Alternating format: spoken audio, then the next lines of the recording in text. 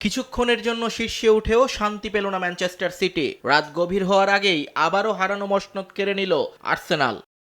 শুরুটা ঢিলেঢালা হলেও সময় গড়াতেই আক্রমণের পসরা সাজায় গানাররা। একের পর এক অ্যাটাকে তটস্থ হয়ে পড়ে এভারটন। এর মাঝে ২৭ মিনিটেই এগিয়ে যায় আর্সেনাল। কর্নার থেকে উড়ে আসা বলে হাত লাগিয়ে প্রতিপক্ষকে পেনাল্টি এনে দেন ওব্রায়ান। স্পট কিক থেকে জালের দেখা পান ইউকেরেস। আনন্দে ফেটে পড়ে এমিরেটস। গত ২ আসরে আর্সেনালকে রুখে দেয়া এভারটন এদিন সুযোগই তৈরি করতে পারেনি।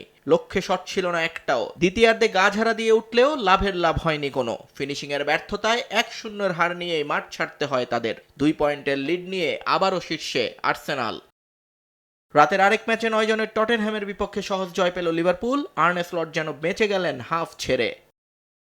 ম্যাচের বল দখলের লড়াইয়ে পরিষ্কার আধিপত্য ছিল অলরেডদের, কিন্তু অন টার্গেটে শটে আবার এগিয়ে হটস্পার। যদিও দিন শেষে জয়ী দলের জায়গায় লেখা লিভারপুলের নাম। ম্যাচের ১৩ মিনিট থেকেই সুযোগ আসে স্লট বাহিনীর কাছে। ভ্যান ডাইকের হেড আটকে দেন ভিকারিও। ৩৩ মিনিটে ম্যাচের ব্যাকল্যাশ। সিমন্স ভ্যান ডাইককে ফাউল করে দেখেন লাল কার্ড। ১০ জনের টটেনহাম তখন দিশেহারা। সুযোগ কাজে লাগিয়ে ৫৬ মিনিটে এগিয়ে যায় অলরেড। লক্ষ্যভেদ করেন ইসাক, কিন্তু উদযাপন করতে পারেননি সুইডিশ ফরওয়ার্ড। ইনজুরি নিয়ে মাঠ ছাড়তে হয় তাকে। ৬৬ মিনিটে আবারও গোল। ব্যবধান দ্বিগুণ করেন একিটিকে। ২-০ এগিয়ে যায় লিভারপুল। ম্যাচ শেষ হওয়ার আগে আবারও লড়াইটা জমিয়ে তোলে টটেনহ্যাম। গোল করে দলের হয়ে ব্যবধান কমান রিচার্লিসন। ৯ মিনিটের ইনজুরি টাইমে অবশ্য আবারও ব্যাকফুটে চলে যায় তারা। সেকেন্ড লাল কার্ড দেখে মাঠ ছাড়েন রোমেরো। ৯ জনের দল নিয়ে আর ড্র করা হয়নি স্পারদের। এ জয়ে ২৯ পয়েন্ট নিয়ে টেবিলের ৫ নম্বরে উঠে আসে লিভারপুল।